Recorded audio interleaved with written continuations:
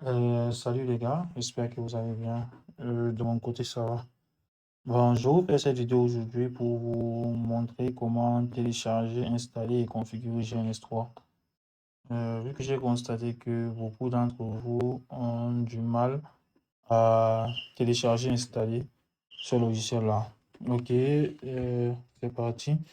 Dans un premier temps, ce qu'on va faire, c'est d'aller dans son navigateur et avoir une bonne connexion Internet pour pouvoir télécharger les outils qu'il faut. Mais avant ça, il y a des prérequis. Ces prérequis-là sont d'avoir un PC quand même assez performant avec une bonne capacité de RAM, un bon processeur, une bonne RAM. Bon, si vous avez le SSD comme support de stockage, donc c'est aussi bien. Dans le cas contraire, vous pouvez utiliser le HDD. C'est juste pour avoir les meilleures performances. Voilà. Après ça, il va vous falloir des VM, donc les machines virtuelles, soit VMware Workstation, que moi j'utilise bien, ou soit VirtualBox. Et après ça, télécharger les, les, les- les setups même de GNS3. Maintenant, ce que vous allez comprendre, c'est qu'il y a il y a deux versions de GNS3. On a principalement la version qui est officielle dans le site officiel direct ou à gns3.com, direct là. La version 2.54, ça c'est la version officielle, c'est la version stable. Ça c'est la version stable de GNS3. Donc ça existe sur trois différentes plateformes d'exécution. Il y a sur Windows, il y a sur le Mac et sur Linux. Voilà, il y a la deuxième version qui est la version 3 que j'utilise, 3.x, donc celle-ci. Voilà. Et maintenant, c'est quoi la différence entre ces versions-là? La version C est en cours de développement et elle n'est pas assez stable. Et c'est la dernière version. Et celle-ci, c'est la version qui est stable. Et c'est ça qu'on utilise couramment. Après avoir téléchargé donc maintenant GNS3, ce qu'il va falloir télécharger de plus, c'est le serveur GNS3. Donc, GNS3 fonctionne avec des serveurs qui vont euh, acquérir, qu'est-ce que je veux dire là? Oh, qui vont contenir voilà, les images des routeurs, des switches, etc. En fait. Donc, toutes les appliances que vous allez mettre sur GNS3 seront dans les machines virtuelles là. Donc, voici les différentes plateformes de machines virtuelles qui existent. Pour GNS3, il y a pour VirtualBox avec la version 2.54. Il y a pour VMware, et il y a pour VMware Exist et il y a pour Hyper-V de Microsoft. Généralement, c'est les deux là qui sont utilisés. Donc, si vous vous sentez à l'aise avec VirtualBox, vous pouvez utiliser VirtualBox. Si vous vous sentez à l'aise avec VMware, vous utilisez VMware. Perso, moi, j'utilise VMware. Et vous devez comprendre que si vous avez une VM de 2.54, ça veut dire que votre GNS3 haute doit également être de la même version en fait. Donc, ils doivent s'accorder. Et si vous utilisez maintenant la version 3 que vous allez télécharger, donc voici les VM et les setups. Là, c'est le setup direct de GNS3 et voici sa VM pour Workstation. Quand on descend, voilà, on voit voici la VM qui est de 1 Go 11 et voici le setup. Sans plus tarder, on va passer à l'installation. Là, on va installer ensemble GNS3. Je l'ai installé, mais je le refais quand même vite fait en installant. Voilà, vous avez la possibilité également de cocher. Lorsque vous cochez cette option-là, vous téléchargez la VM directement en ligne. Si vous ne voulez pas si vous ne voulez pas passer par le navigateur, mais je vais dire la VM, donc je vais décocher cette case-là et continuer. Par défaut, GNS3 installe également Wireshark, l'outil d'analyse des paquets.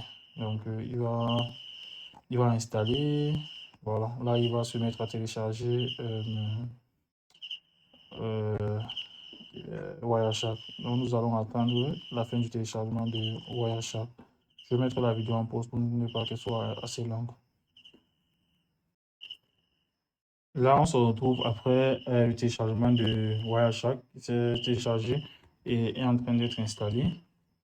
Dans l'installation va se continuer normalement et on va attendre juste que l'installation se fasse et se termine. Voilà.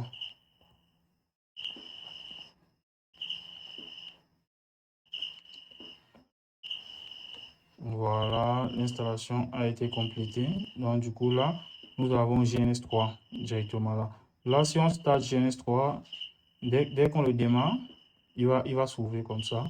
Et juste que nombreux d'entre vous ont essayé d'ouvrir ça et ils reçoivent ce message-là que waiting for control. Là, ce que GNS3 fait, c'est quoi? Il essaie de joindre son serveur.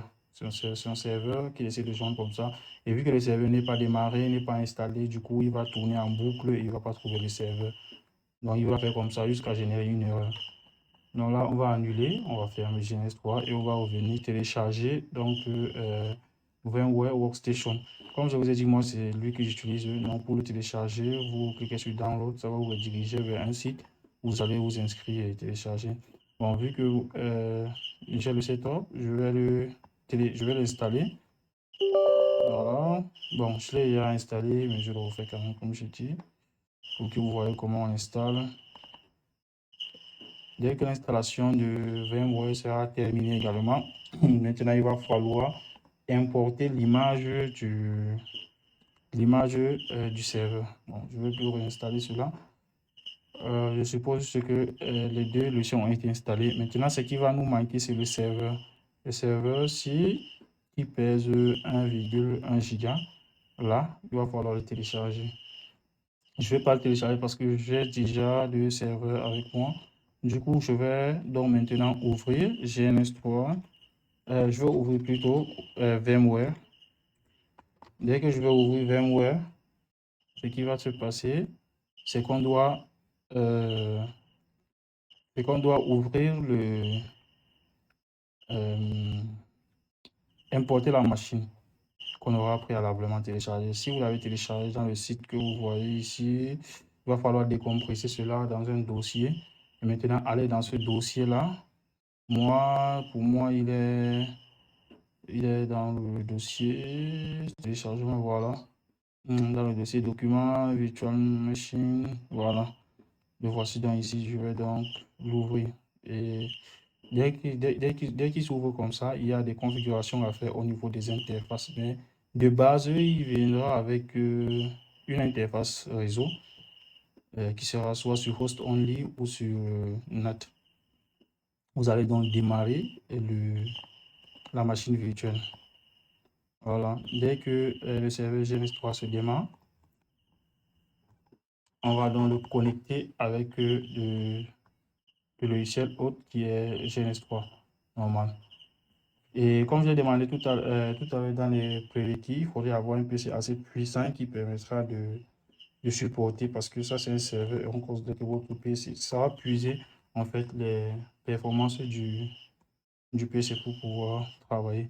Là, on voit l'adresse IP 192.168.60.128. C'est cette adresse IP-là qu'on va prendre pour utiliser dans notre GNS3.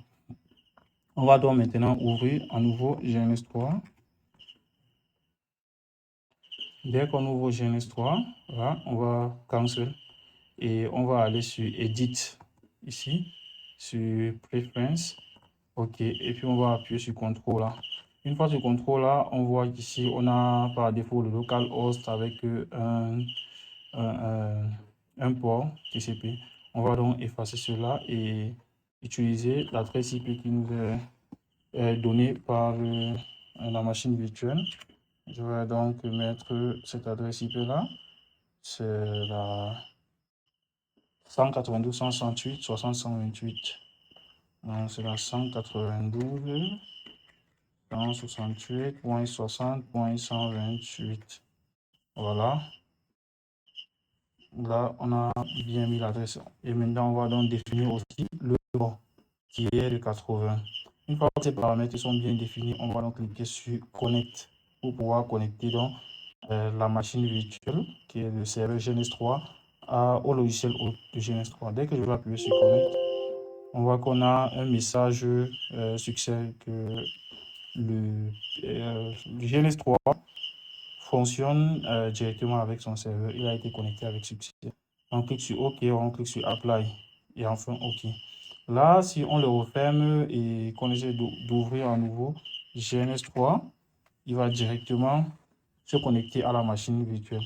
Voilà, là on voit qu'il est connecté directement avec son... Il a été authentifié avec son contrôleur, donc qui est le PC qui est son serveur là à côté. Et là, on peut directement travailler.